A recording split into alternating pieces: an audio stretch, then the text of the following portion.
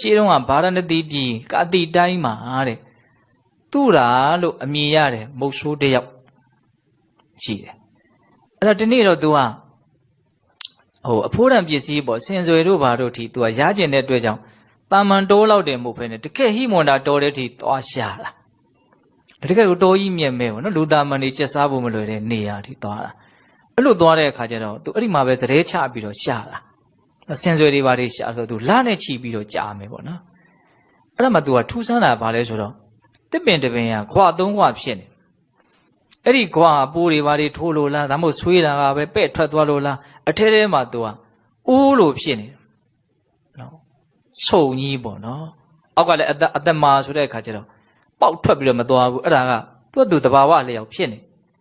အဲ့ဒါမိုးရွာပြီဆိုရင်အဲ့ဒီရေကခတ်မသွားဘူးအပင်ကလည်းအကြီးကြီးနေမှာပေါ့စုံကြီးဖြစ်ပြီးတော့ခွာမှာအိုးကြီးလို့ဖြစ်နေ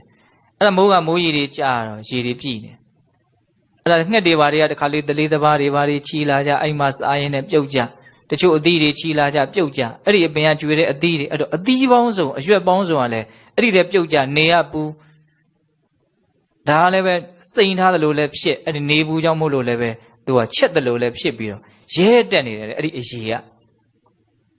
အဲ့ဒါနဲ့ဟာဒီအရေတွေနော်အဲ့ဒီမုတ်ဆိုးကစိတ်ဝင်စားတယ်ဘာတွေလဲတော့မသိဘူးဘလို့တွေများဖြစ်မလဲမသိဘူးဒီဥစ္စာကအဲ့ဒါငှက်တွေကအဲ့ဒီအရေတွေကိုတောက်တယ်တောက်ပြီးတော့သူတို့က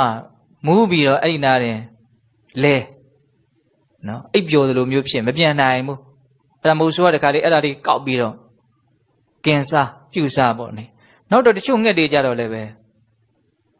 ခဏနေတော့မူးပြေပြီးတော့ဘူးပြားနဲ့ပြန်သွားကြပြန်ရောအဲ့ဒါကိုကြည့်ပြီးတော့အော်ဒီအရေကသေစီတတ်တဲ့အရေကတော့မဟုတ်ဘူးဒီအကောင်လေးတွေတောက်ပြီးတော့ခဏပဲသူတို့ဖြစ်နေတာပြီးတော့ပြန်သွားကြတာပေါ့နော်အဲ့ဒါနဲ့စမ်းပြီးတော့တောက်ကြည့်မယ်ဆိုတော့အော်စိတ်ထဲမှာရှင်မူးတဲ့အရာလားပျော်ရွှင်တဲ့အရာလားဒါမျိုးတွေသူခံစားရမယ်ပေါ့နော်အဲ့ကျတော့ तू ကသဘောကျသွားတာဟုတ်လားအဲ့ဒါနဲ့ तू ကအလုပ်ဖြစ်အဲ့ဒီရေခတ်တောက်လိုက်အဲ့ဒီနာပြုတ်ကြနေတဲ့ငှက်တွေဘာတွေကင်းစားလိုက်ဟောအမီးရောရတယ်ပေါ့နော်တခါတည်းဟုတ်လားအဲ့ဒါနဲ့ तू ကသဘောကျပြီးတော့